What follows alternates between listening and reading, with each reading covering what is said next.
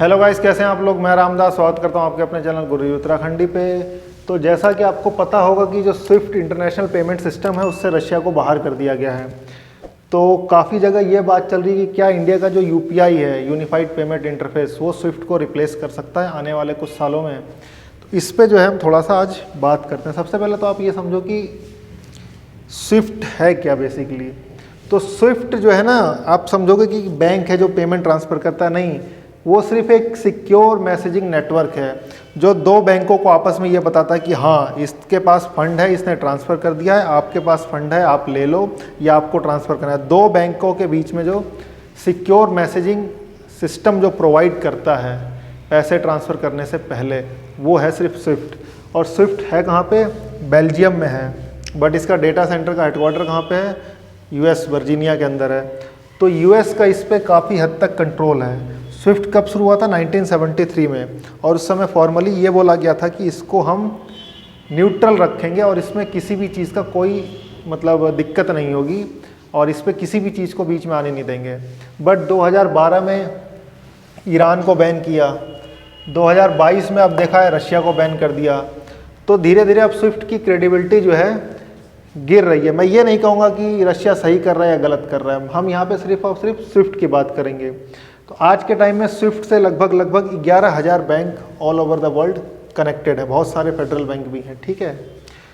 तो इसमें जो है बेसिकली लोगों को ये लग रहा है कि अगर इसी तरह से चलता रहा तो यूएस अपनी जो है दादागिरी दिखाएगा। अब आप कहोगे इतना कैसे ताकत है? ताकत इतना इसलिए है क्योंकि जो पूरा पेमेंट सिस्टम है इंटरनेशनल, वो किस में चलता है? डॉलर में। और डॉलर किसी करेंसी है? यूएस की। यूएस बोलता है इन देशों को, एक बार तो बेल्जियम ने मना कर दिया था कि हम नहीं करेंगे, तो उनको धमकी दे दी कि हम भाई जो है डॉलर बंद कर देंगे। अब डॉलर से इंटरनेशनल पेमेंट चलता है पूरा, डॉलर ही बंद कर देगा तो फिर आप क्या कर लोगे? तो जो डॉलर है ना, ये स्विफ्ट से कहीं ज़्यादा बड़ी चीज़ है क्योंकि इंटरनेशनल पेमेंट इसमें चलता है। तो जब वो डॉलर ही खींच लेगा तो फिर दिक्कत नहीं हो जाएगी। तो डॉलर की धमकी होती है बेसिकली स्विफ्ट को, ठीक है। तो कहा यह जा रहा है कि जो यूपीआई है, अगर उसको ब्लॉकचेन टेक्नोलॉजी से हम अच्छे से जोड़ दें तो आने वाले टाइम में ये जो है आपका स्विफ्ट को रिप्लेस करने का काम कर सकता है। क्यों? क्योंकि हम अब डिजिटल करेंसी पे भी काम चल रहा है। इंडिया में 2023 में जो है आपका आरबीआई ने बोल दिया है कि इस साल 2023 तक, यानी कि आपका 2023 तक जो है आपका क्या आ जाएगा? वो डिजिटल करेंसी आ जाएगी। डिजिटल करेंसी क्या होता है? अभी तो आपने पेमेंट कर दिया, इधर से कर दिया किसी बैंक में पेमेंट, तो दिखता है कि आपका पेमेंट चला गया है। तो वो डिजिटल करेंसी जो रहेगी ना, एक वर्चुअल करेंसी रहेगी, ठीक है। वो आपको पता रहेगा कि आपने ट्रांसफ़र कर दिया है, पर वो फिजिकल फॉर्म में नहीं रहेगी, ठीक है। तो सारा का सारा सिस्टम ऑनलाइन चला जाएगा। तो ये यूपीआई डिजिटल ई रुपी जो है इस साल निकालने वाला है। तो ब्लॉकचेन टेक्नोलॉजी को अगर हम यूपीआई से कनेक्ट कर दें ना, तो ये स्विफ्ट का बहुत तगड़ा रिप्लेसमेंट होगा। और पूरे वर्ल्ड में ऐसी टेक्नोलॉजी आज तक किसी ने जो है नहीं बनाई है। चाइना ने कुछ हद तक बनाई है, बट एक तरफ अमेरिकन ब्लॉक है, एक तरफ चाइनीज़ ब्लॉक है। तो दुनिया, आप मुझे बताओ, चाइना चलो कितनी भी अच्छी टेक्नोलॉजी बना ले, इसके चांसेस अभी तो है नहीं। इस समय हम पर्सनली अमेरिका से 5 से 8 साल आगे चल रहे हैं इस डिजिटल पेमेंट के मोड में। आपको पता है गूगल ने खुद अमेरिका को 2019 में बोला था कि आप यूपीआई टाइप का जो है कुछ पेमेंट सिस्टम अमेरिका में भी लाओ, लेकिन जो वीज़ा और मास्टर कार्ड है उन्होंने मना कर दिया। वहाँ अभी भी जो है कार्ड सिस्टम ऑनलाइन पेमेंट चलता है, ठीक है। तो उन्होंने मना कर दिया क्योंकि उनका भाई धंधा ही इस पर टिका हुआ है, तो पूरे दिक्कत नहीं आ जाएगी उनको। तो वहाँ पे वो भी दिक्कत है, ठीक है। तो एक तरफ मैं अभी बात कर रहा था अमेरिकन ब्लॉक है, एक तरफ रशियन ब्लॉक है, और एक तरफ इंडिया है। तो आज के टाइम में दुनिया किस पे विश्वास करेगी ज़्यादा? अमेरिका पे। 2 एग्जाम्पल देख लिए हैं, 12 में ईरान और 22 में रशिया ब्लॉक कर दिया। तो अमेरिका पे तो विश्वास करना अब बहुत मुश्किल है। दूसरी तरफ क्या है? दूसरी तरफ है आपका चाइना। चाइना पे कौन विश्वास करेगा भाई? आज के टाइम में कोविड-19 से लेके वो ऐसे ऐसे पोर्ट्स बना रहा है, हम्बन टोटा से लेके आपका अलग अलग जगह पोर्ट के नाम पे लेता है और मिलिट्री हार्डवेयर खड़े कर देता है वहाँ पे। तो ना चाइना पे उतना भरोसा रहेगा और अमेरिका पे भरोसा धीरे धीरे ख़त्म हो रहा है। तो बीच में जो एक कंट्री आती है ना, जिसने अपना भरोसा बनाया है पिछले 70 सालों में, वो है India. India is a neutral country.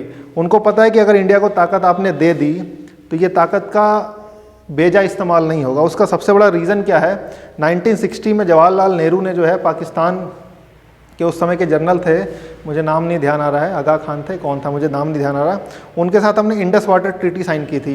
Indus water treaty में क्या थी, आपकी ऊपर की जो नदियां हैं इंदस, उसके बाद आपका चेनाब, ठीक है, और झेलम, इसका जो 80% पानी है वो ईस्ट फ्लोइंग रिवर है, पाकिस्तान रखेगा, 20% हम रखेंगे। रावी, ब्यास, सतलज का 80% हम रखेंगे, 20% जो है पाकिस्तान रखेगा।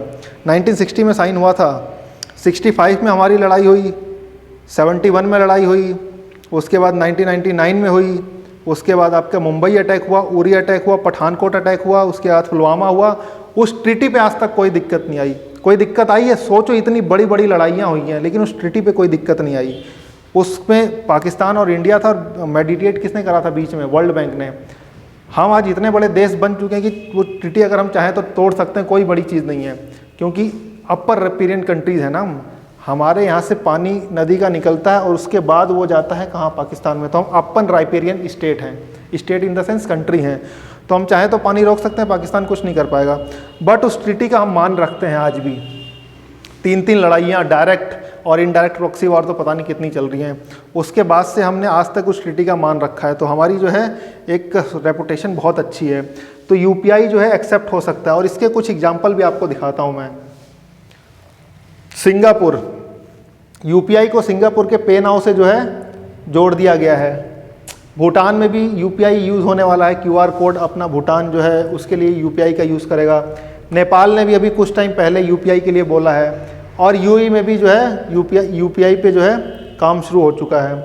तो जो ब्रिक्स कंट्री हैं, अगर ये अपनी डिजिटल करेंसी बना लेती हैं और यूपीआई से कनेक्ट कर देती हैं, तो ये हमारे लिए बहुत फ़ायदेमंद होगा।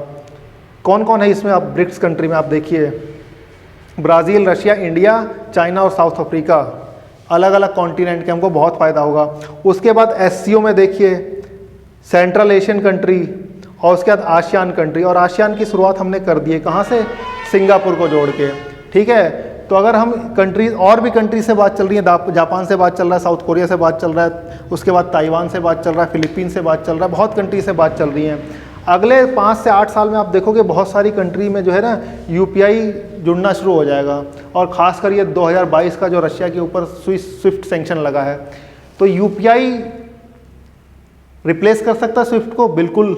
आने वाले टाइम में अगर हम इसको ब्लॉकचेन से जोड़ दें तो कर सकता है। बस हमको काउंटर किसको करना पड़ेगा, अमेरिका को और कुछ हद तक चाइना को, क्योंकि भाई कोई भी अपनी हेजोमनी इतनी आसानी से जाने नहीं देता है।